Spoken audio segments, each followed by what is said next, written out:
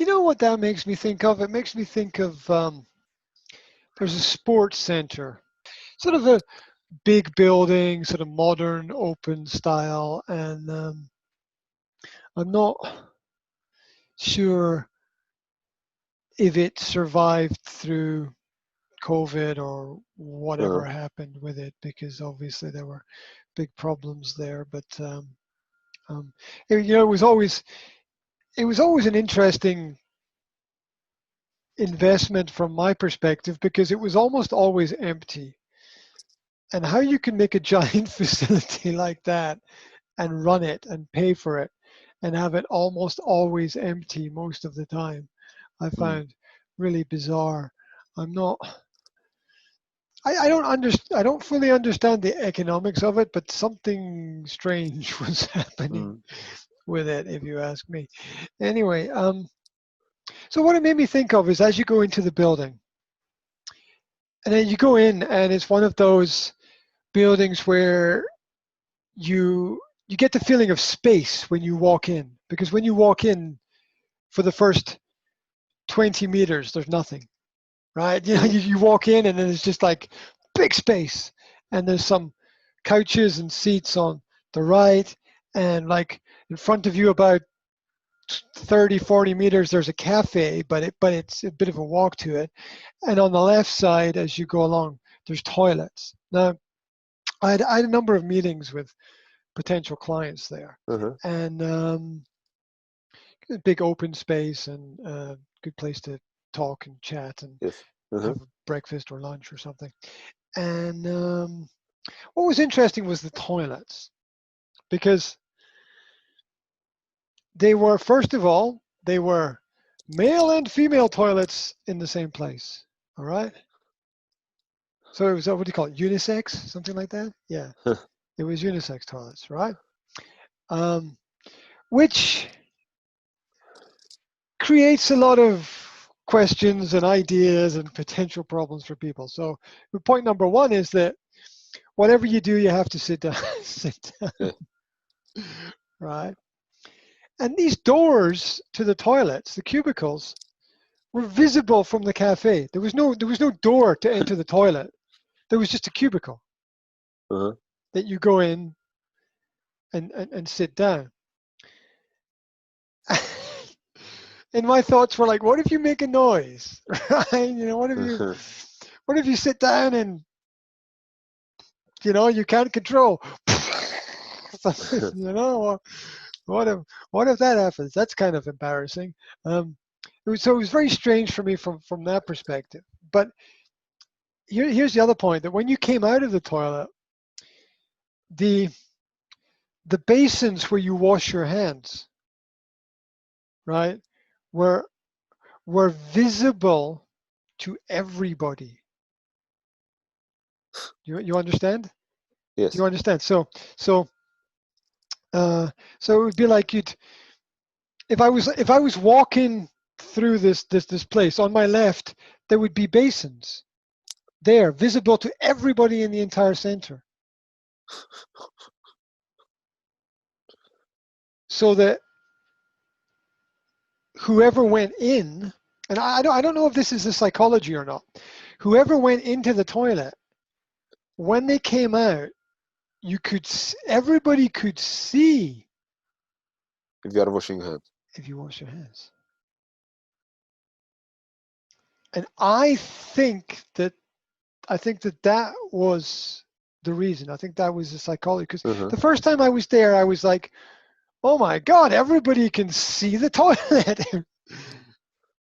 Oh my, and this was not cheap. Okay, we're talking about most expensive of expensive brand new sports hall designs. Okay, brand new last year. Okay, right, newest of the new. So we're not talking about not cheap. Just newest of the new, good quality, everything. Right, and I thought the toilets were strange because they were visible to it was visible to everybody, sort of who went in and who went out. And the mirrors and the sinks for washing hands were visible to everybody. So you could see when a person came out, you know if they wash their hands Yes. and whatever. And of course, when people know that they're being watched, their behavior is different, right? Yes.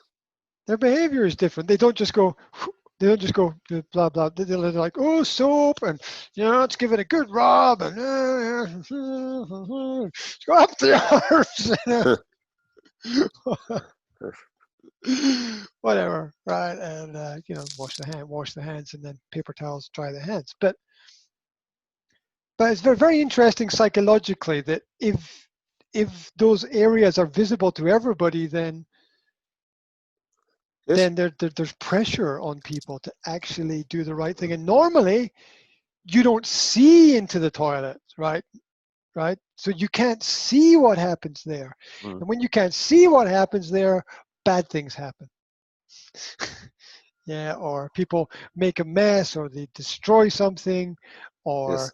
they write on the wall, or they throw some paper on the floor, or they don't care. But when it was, the more open it was, the more psychological pressure there was on people to behave in the right in the right way. Now, the first time I was there and I used it, it was very uncomfortable for me the first time, right?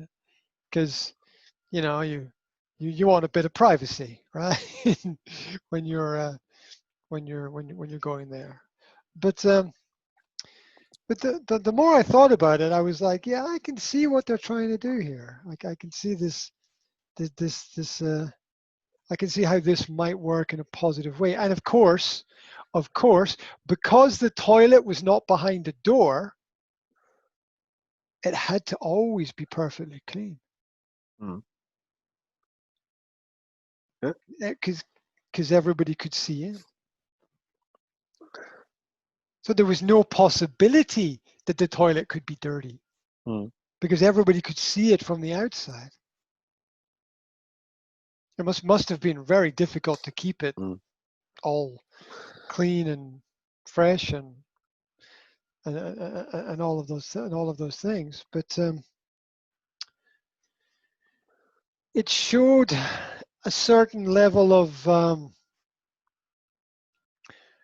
I don't know, respect, right? I mean that you would need to be respectful, to have respect, to actually use it properly and be there. So yeah, it's very interesting. Maybe that will be more a part of the future. Maybe not. Maybe not. I don't know. Maybe people will feel very uncomfortable using it. I don't know. But I think that in general, looking back over time, I think it was a good idea, because I like the idea of transparency. I like the idea of everybody being able to see and understand and know and make decisions for themselves about stuff.